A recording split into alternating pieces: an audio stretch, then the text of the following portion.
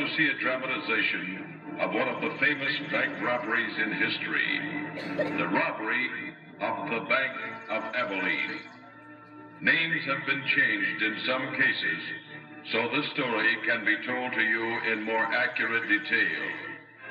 But the story, just as it will happen here, is true.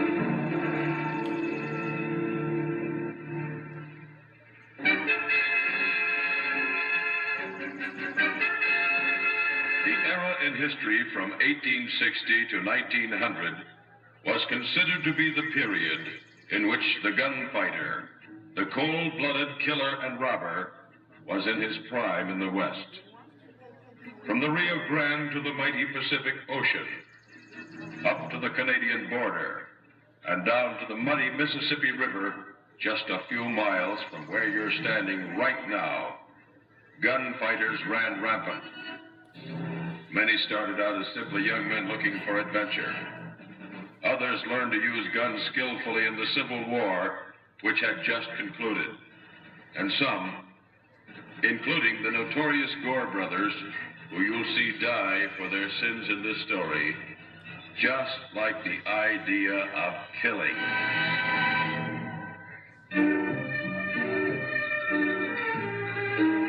A gunfighter may have looked much like any of the other thousands of the frontiersmen to a newcomer. But to those who lived there in the 1880s, it was usually easy to pick them out. In their constant practice of preying on honest, hard-working people who carried their gold with them much of the time, they developed a mean, cruel streak.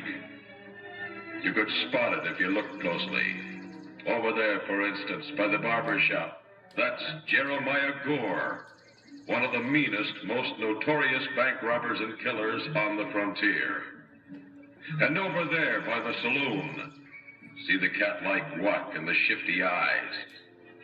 That's Jeremiah's equally cold-blooded brother, Baxter Gore. Both of these men were known outlaws who killed just for the sheer thrill of it, as they robbed banks, stages, and mines of their gold, even when there was no resistance. These two outlaws had stolen spirited horses from the Comanche Indians only last night, and now had them tied just around the corner.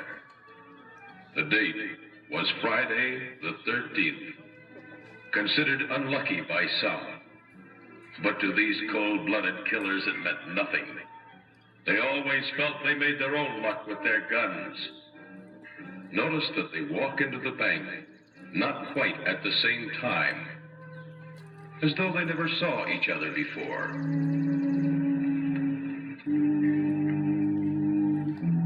There's Luke Settles, the local Abilene Wells Fargo agent. The time is just a few minutes before 3, the bank's closing time. He's on his way to make a last-minute deposit.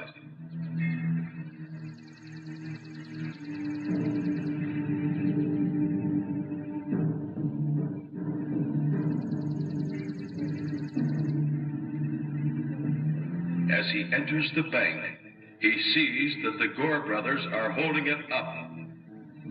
Now, Luke sees what's happening and runs back into the street, crying for Marshal Potter to help those at the bank who are at the mercy of the cold-blooded, ruthless Gore brothers.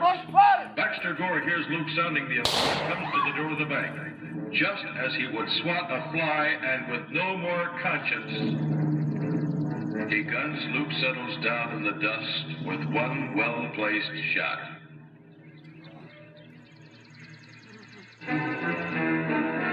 Marshal Potter and Deputy Billy Weathers heard the gunfire, which was the first inkling they'd had that there was trouble.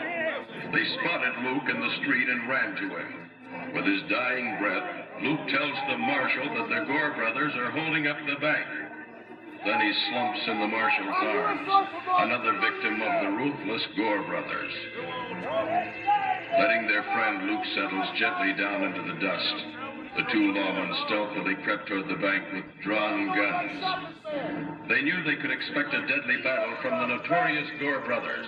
And as they neared the bank, the Gore brothers stepped out, not realizing the lawmen were approaching. They saw the Gore brothers fired fast and were covered. Father and the deputy did the same, firing as they went.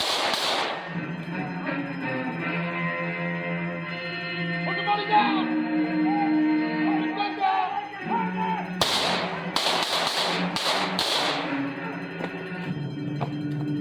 Put it down! That's it!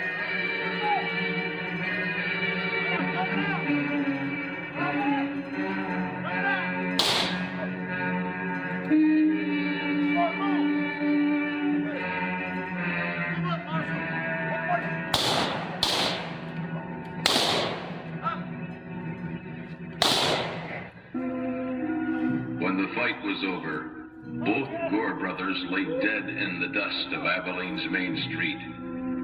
The $8,620 they robbed from the Abilene Bank was picked up by Marshal Potter and returned to the bank. Before going into the bank, he motioned to several bystanders to drag the dead outlaws off to the undertakers. They stepped out to get the job over. They weren't strangers to death in this wild frontier town. And now a strange twist to this true story. When Baxter Gore entered the bank, he flashed a $100 bill, big money in the 1880s, to distract one cashier, while Jeremiah got the drop on the other cashier. When the killers left the bank with their loot, Baxter stuffed his own $100 bill into the sack. Therefore, when the bank officials checked their receipts after the holdup, they found $100 extra in the pouch. The holdup had cost the Gore brothers $100 of their own ill-gotten money, as well as their lives.